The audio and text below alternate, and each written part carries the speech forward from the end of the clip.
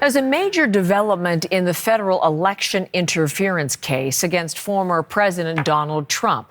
A judge has unsealed the full court filing, meaning the public can see a redacted and lengthy filing from the lead prosecutor. Ithel Musa is in Washington, and she's on this story for us. I'm reading lots of things this morning, calling this maybe the 1st October surprise, Ithel. We shall see.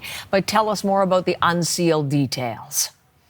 Well, Heather, according to this court filing, which some are calling explosive, the former president laid the groundwork to undo the election before he lost, knowingly pushing false claims of voter fraud and resorting to crimes to stay in office.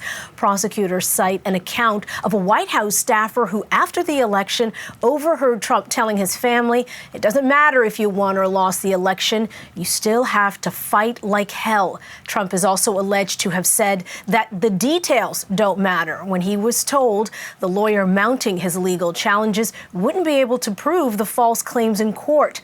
Prosecutors also say that when a campaign employee described as a Trump co-conspirator was told the results favoring Democrat Joe Biden at a Michigan polling center appeared accurate, they replied, "Find a reason it isn't. Give me options to file litigation."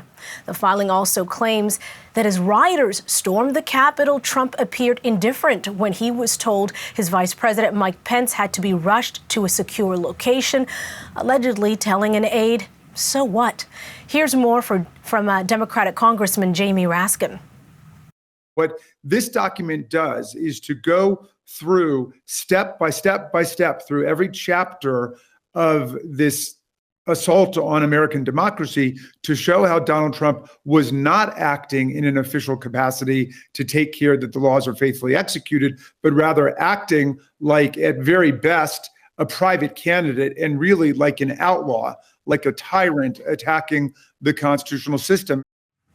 This filing challenges Trump's claim that he is protected by a landmark Supreme Court ruling that grants broad immunity from prosecution for official acts conducted while in office.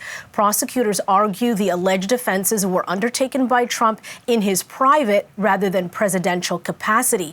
Here's more from one of Trump's former attorneys. I think that this document is well written, for the purpose of trying to overcome the immunity.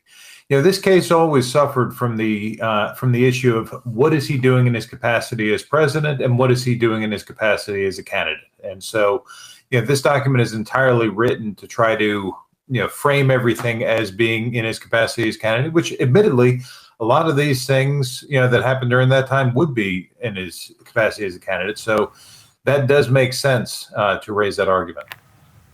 So as a candidate, of course, we're just weeks away from the next U.S. presidential election, and Donald Trump's name is once again on the ballot. What kind of an impact could this document and the unsealing details, and what could it have on the campaign, Ithel? Well, Heather, it's unclear if this filing will actually have any effect on the upcoming election. However, in a post on Truth Social, Trump wrote, in part, "Democrats are weaponizing the Justice Department against me because they know I am winning and they are desperate to prop up their failing candidate, Kamala Harris. This is egregious prosecutorial misconduct and should not have been released right before the election." Heather? Ithel, thank you. Ithel Musa is in Washington.